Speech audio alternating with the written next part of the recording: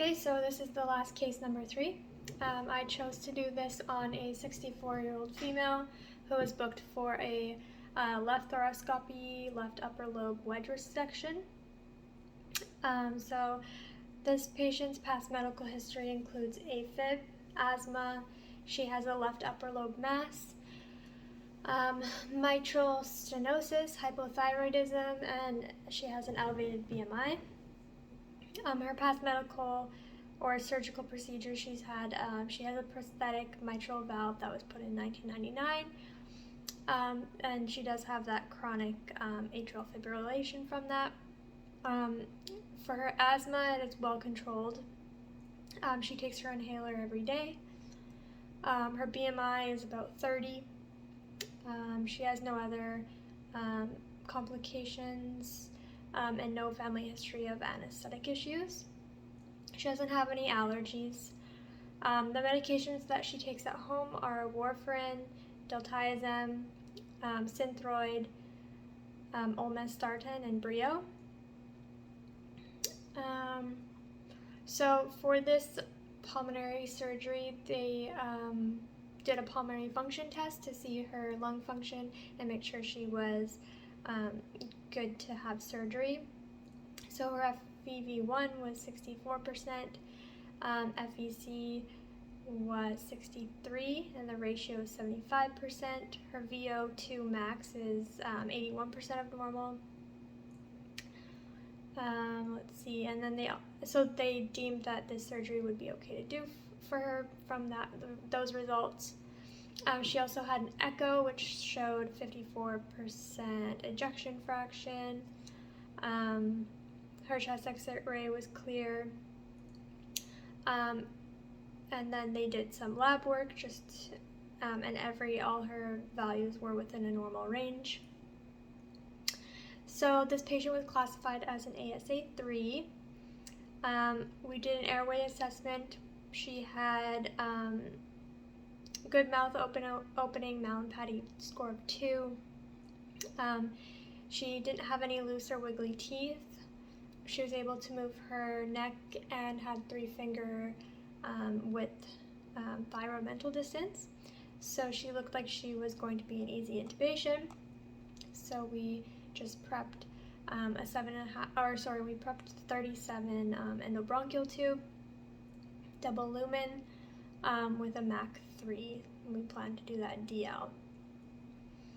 Okay, so for this surgery, once we brought the patient into the room, we confirmed that she was NPO and checked our equipment. She had a 20-gauge IV in her arm.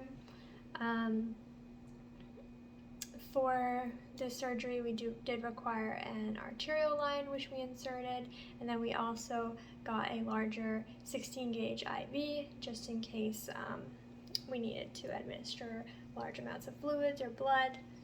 And then we used lactated ringers for fluid maintenance. We gave her 2 grams of Ansef for antibiotic, and then just gave her a dose of midazolam of 1 milligram.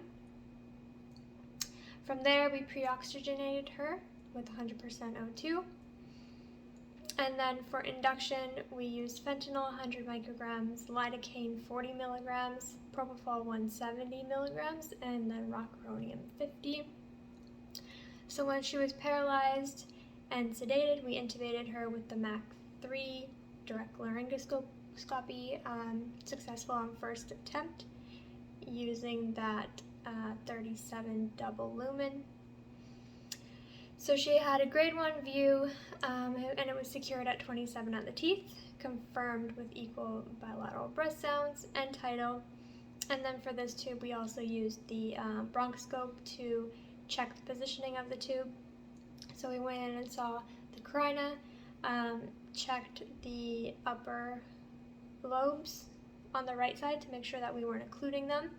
And then we took a look at the bronchial cuff, the blue cuff, and inflated that one, made sure that it didn't come out of the bronchus too high, and just adjusted the position, confirmed it was in a good spot. And then we did the art line. So after induction, we did just have to maintain her blood pressure with some phenylephrine. We were giving boluses of 100 micrograms as needed. And then we went to position her in the right lateral decubitus position for surgery. After moving her, we rechecked the tube, and we quickly realized that the tube had become dislodged. So we had to move her back into the supine position, re-intubate her, and recheck the tube. She maintained her vitals throughout that. We didn't have any issues with oxygenation or anything. And then we positioned her back. From then, we rechecked the tube using the bronchoscope, make sure that it had stayed in the right spot. And then finally, we were ready for a single lung, in this case, the right side ventilation. We adjusted the tidal volumes for single lung ventilation using about 4 to 6 mils per kilo, and then just increase her respiratory rate as needed just to maintain her minute ventilation.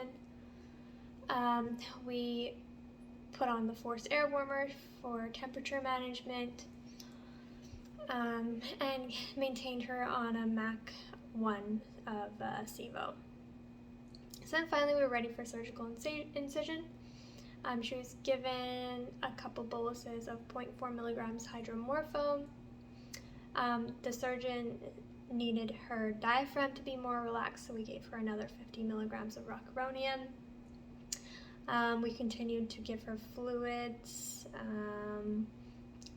We're starting to have issues with her AFib, and we needed to control just the movement a little bit as they were doing surgery in that area. So we also gave her a couple boluses of 10 milligrams of esmolol. At this point, the surgeon was needing us to deflate the lung. It was really slow to deflate. So we tried multiple techniques. We tried decreasing the PEEP to 0. We decreased our volumes further. We attached suction to the endotracheal tube to try to suck out the air of the lungs, but nothing really seemed to be helping. So we ended up using the bronchoscope to go down the tube, and then from there we found that there was blood clots blocking the air from escaping. So we suctioned those out. The surgeon came and had a look as well. She determined that there was no active bleeding and all the clots had been removed. So she continued with surgery. So from there we just maintained the patient. We had to give a couple more boluses of esmolol. We also gave more rocuronium just to keep the diaphragm paralyzed. Phenylephrine was needed occasionally for blood pressure management. And then once the surgery was complete, under direct visualization, we reinflated the left lung. No issues with that. Adjusted our volumes, adjusted our rate on the ventilator. Estimated blood loss was 100 mils, so no issues there. We gave her ondansetron 4 milligrams for post-op, and then reversed her paralytic with Sugamidex 200 milligrams, as we had given quite a bit of rocuronium throughout the case. And then once the patient was, SIVO was turned off, all of our infusions were turned off, patient slowly woke up once we confirmed that she was able to protect her airway and she was breathing spontaneously on the ventilator. We extubated her with no issues. We just put on a 10-liter face mask just as we transferred her to PSU. And that's the case.